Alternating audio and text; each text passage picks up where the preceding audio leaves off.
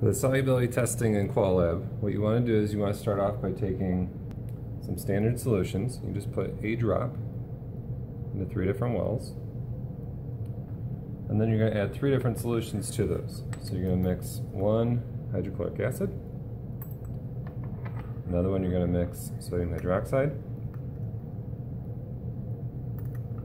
and the other one we're going to mix silver nitrate.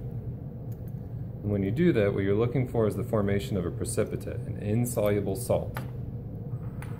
Okay, and sometimes it can take a little bit to form. If we look here, what we have happening is that this one remained soluble, everything remained in solution. In this one, we have a little bit of a precipitate forming, but it's kind of hard to tell. In this one, we clearly have formed a precipitate.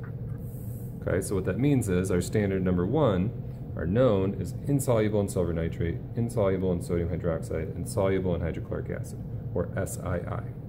Now, for the one in the middle, it's hard to tell. If you hold it over writing, you should be able to see the difference, where this one is a little fuzzier than this one.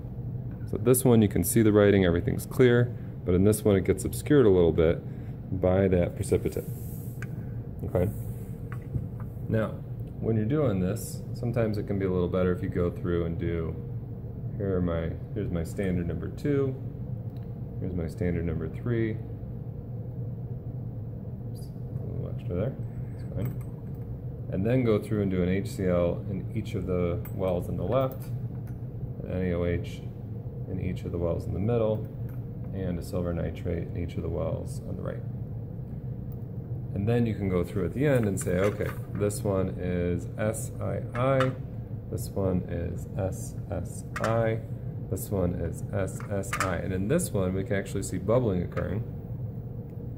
And the bubbling is not a precipitate. So we would note that there's bubbling happening, but that's not going to change what we write down as far as our reaction goes. Now, when you're dealing with something with color, so if I go ahead and do a blue salt here, it's important to note that sometimes the color might change a little bit, but you're really just looking, did I actually form a precipitate or not?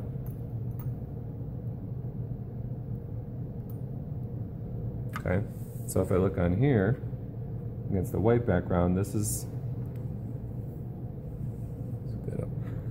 one here is still completely see-through, there's no precipitate. This one has kind of a bluish, fibery-like precipitate, and this one is completely see-through, and so there's no precipitate. So we have an SIS for that.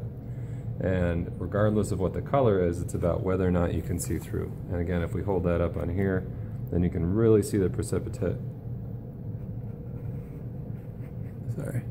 Then you can really see the precipitate on this part. When we hold it against the writing, you can see it obscuring all of the writing, whereas we can see through on both of these two here.